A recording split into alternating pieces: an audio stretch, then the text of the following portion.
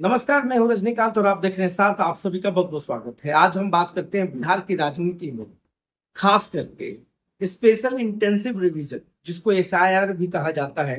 और इस एसआईआर को लेकर के विपक्ष कई दिनों से, कई महीनों से हमलावर रहा है।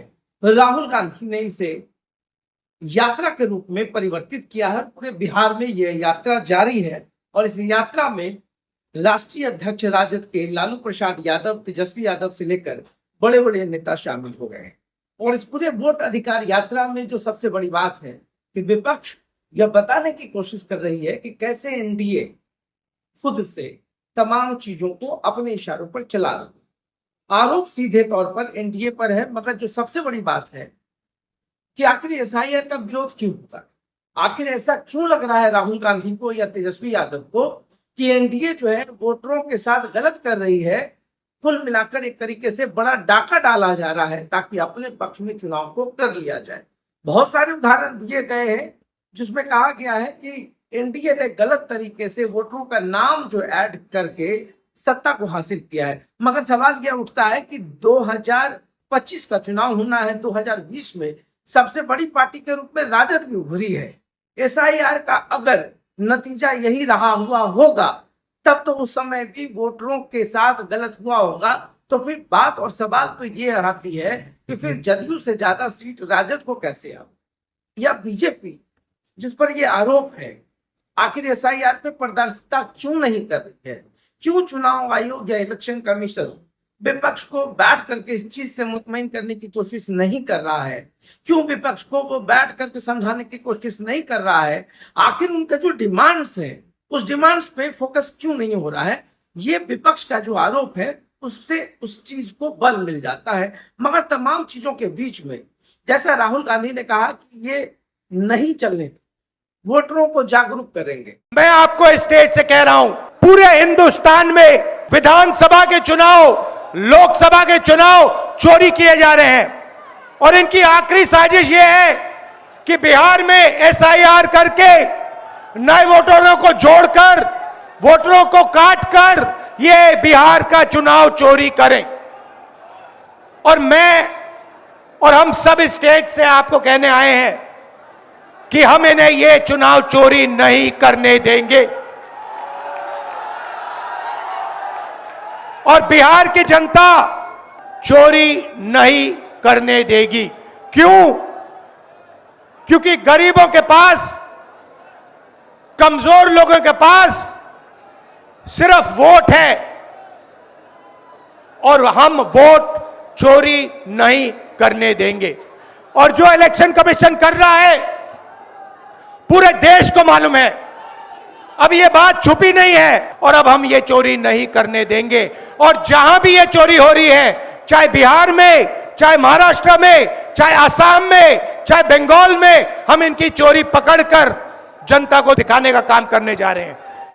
इधर देखिए, केंद्रीय मंत्री जीतन राम मांझी ने भी कहा है कि कांग्रेस के युवराज राहुल गांधी हो या राजद सुप्रीमो लालू प्रसाद यादव हो या उनके बेटा तेजस्वी यादव हो, आखिर वो क्यों नहीं बता रहे हैं कि जिस तरीके से वो वोटरों के बीच में जा रहे हैं, तो यह भी बताए ना कि कितने लाख जो मृत हैं वोटर, उनके नाम हटाने से उनको क्या तकलीफ है। आखिर वो बताएं कि जिस जिस व्यक्ति का दो दो जगह पर वोटर कार्ड, आई कार्ड बना हुआ है, उसको निरस्त क्यों नहीं किया जाए।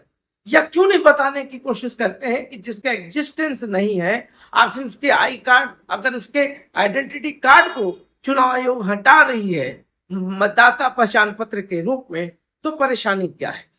मगर इस पर देखिए, जो चुनाव आयोग है वो भी पूरी जो आंकड़ों के साथ में लोगों के बीच में आना चाहिए वो नहीं आ रही है। ऐसे में पूरे चुनाव को किस एंगल से घुमाया जाएगा वो भी देखना है। राहुल गांधी हमलावर है, तेजस्वी यादव भी कर रहे हैं। खुद जो है राजद सुप्रीमो लालू प्रसाद यादव ने कहा कि यह जो काल है एनडीए का, यह तब के काल से भी बदतर है जिसे इमरजेंसी कहते हैं।